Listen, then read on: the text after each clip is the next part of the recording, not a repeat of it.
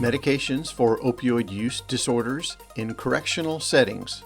Shifting the paradigm, creating a balanced correctional and rehabilitative approach.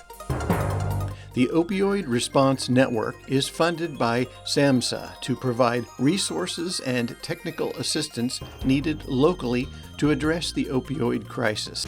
This video is part of a series to provide guidance on the implementation of medications for opioid use disorder in correctional facilities.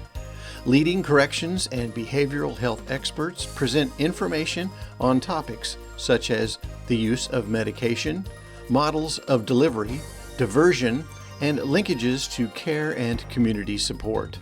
An interview with Brandon George, Indiana Addictions Issues Coalition. My name is Brandon George. I am the director of Indiana Addictions Issues Coalition. We're a statewide nonprofit in Indiana. We focus on helping those with substance use disorder that are fighting addiction and getting into recovery. How has Indiana been impacted by the opioid crisis? Indiana has definitely been impacted by the opioid epidemic, or the overdose crisis, as I like to call it.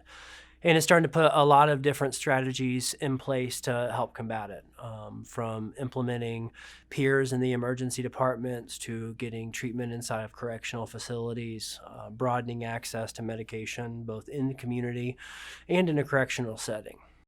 Why is it important to have treatment and peer support in correctional settings? As somebody who is in recovery from severe substance use disorder and opioid use disorder, I've had firsthand experience of how the justice system treats individuals with substance use disorder. I've been in the system since I was a young teenager. I've been several run-ins, and despite the fact that I may have been given an assessment here or there, largely the response was minimal at best to what was going on in my life. By the time I was a young adult, I had several traumatic experiences, friends that were murdered as a result of drug deals, had been arrested multiple times. My relationships were broke down, and the response to that a lot of times was simply going to a couple educational groups. And we know that that's not the appropriate measure of treatment. I can think about specifically actually my last arrest.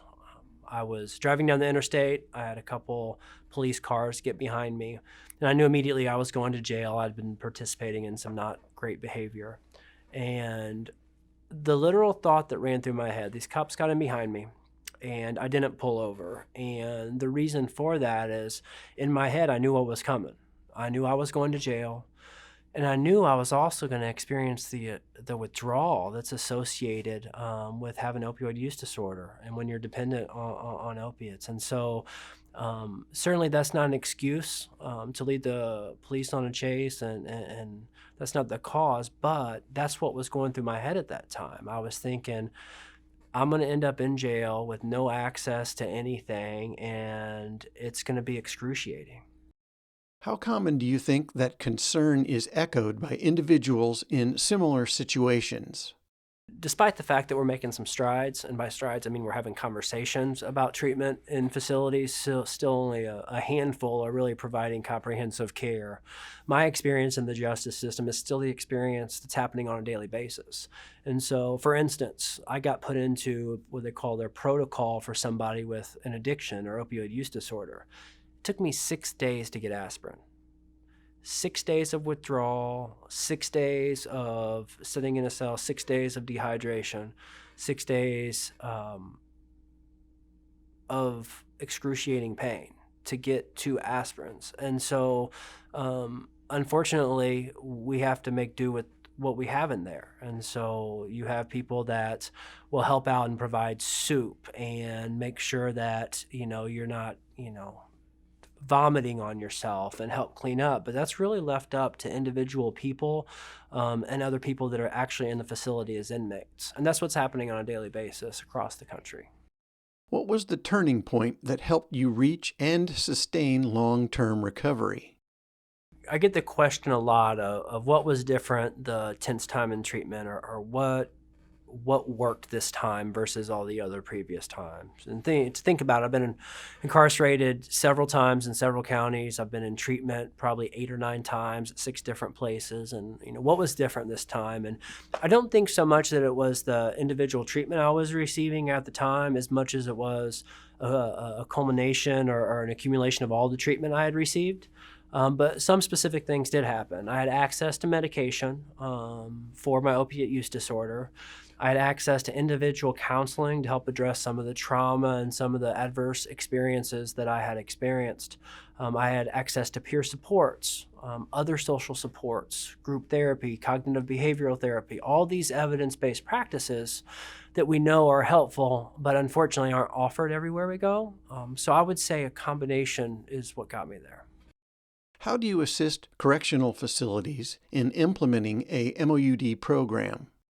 This is difficult, and there's no two ways around it. The intersection in between public safety and public health is not an easy one to navigate. And I'm not envious of our law enforcement friends that are stuck in these positions of being healthcare providers all of a sudden. Their job is to keep the community safe and to keep people safe that are in their facilities, and now they're being tasked with this enormous responsibility of helping our country get out of this crisis. And so one thing that I always encourage people to do is let people be experts in their area. And so, yes, we're going to do treatment inside a correctional facility, but that doesn't mean that the jail needs to become a treatment provider. Let's bring medical professionals in and let them be experts on medical care, and let the law enforcement be experts on keeping people safe. And so this takes a lot of open-mindedness on both ends of this. I think the medical professionals and treatment professionals really have to respect the seriousness and with what law enforcement has to do in keeping us safe. But law enforcement also has to respect the expertise of the medical community, knowing that this is their area of expertise. And as much as we want everything to be uniformed and one size fits all inside of a correctional setting, it's not that way with healthcare. And we need to give space for that to occur. What is your focus and role as the director of the Indian Addictions Issues Coalition? My job as the director of Indiana Addictions Issues Coalition is pretty vast. As an advocacy group, it's a really broad umbrella. So we fight for access to care, whether that's in community or in a correctional setting. We also participate in policy and legislation that's going to help people with substance use disorder, making sure that people who are offering services offer a full continuum. But your services shouldn't be based on your geographic location or what one individual provider believes in. You should be able to go to one provider and access all the best evidence-based practices, not what somebody chooses ideologically to believe in or they don't support. So making sure that providers are giving people the evidence-based practices they need, making sure people in the recovery community have a voice, making sure that people who are peer supports or people with lived experience are at the table when planning is taking place for projects and for project implementation. I'm really grateful in Indiana, our governor's office and our Division of Mental Health and Addictions is really supportive of the recovery community, and they invite us into all the conversations. And unfortunately, that's not the case everywhere. So a lot of this is based on relationships, and whether that's with governmental agencies or whether it's with correctional world, it all starts with a relationship and knowing who we're working with and letting people be experts in their area. Has the treatment of opioid use disorders improved since you were incarcerated?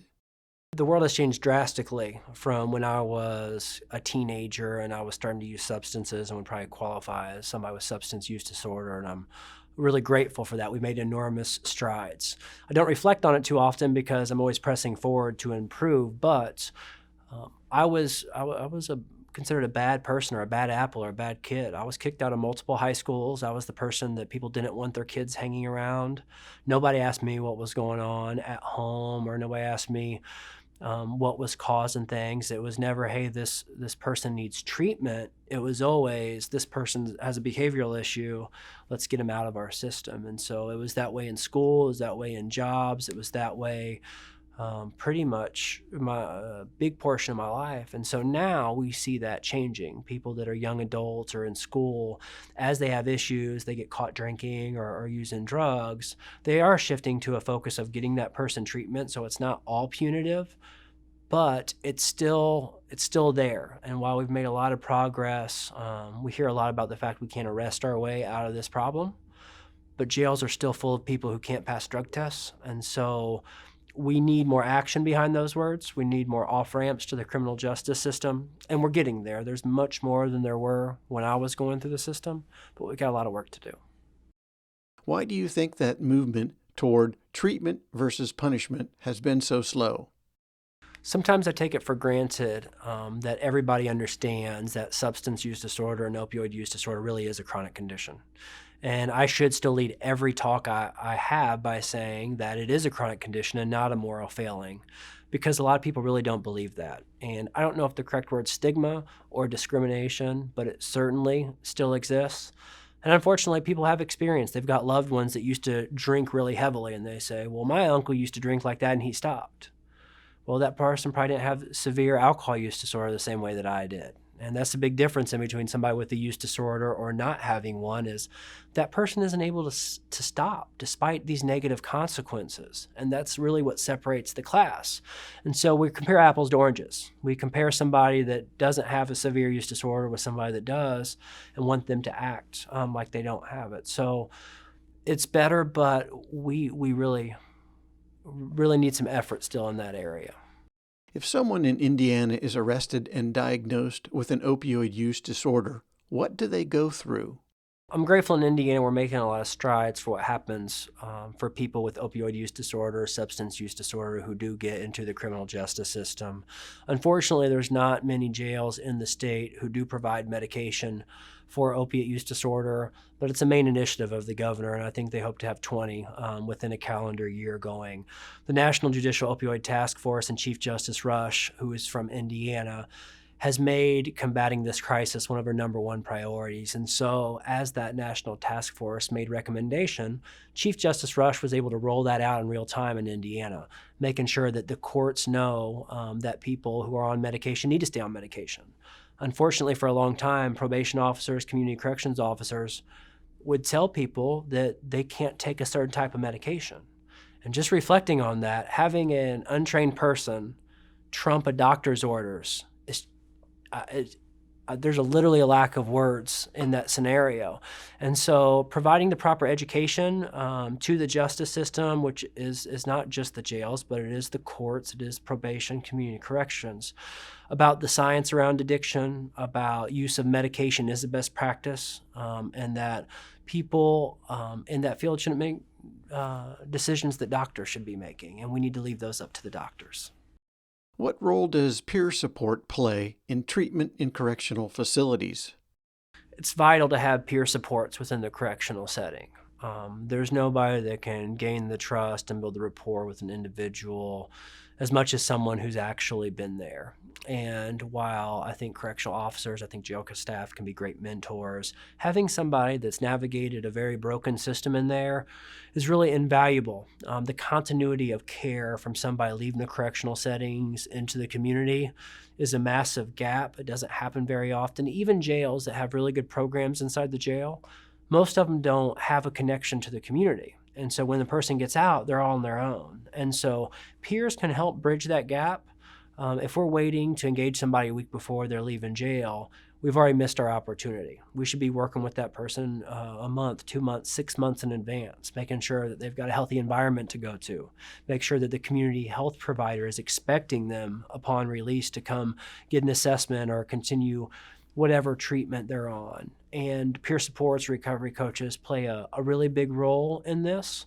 And I think they're integral into getting us to the next phase. What would be your primary argument for implementation of medication treatment for opioid use disorders in correctional facilities?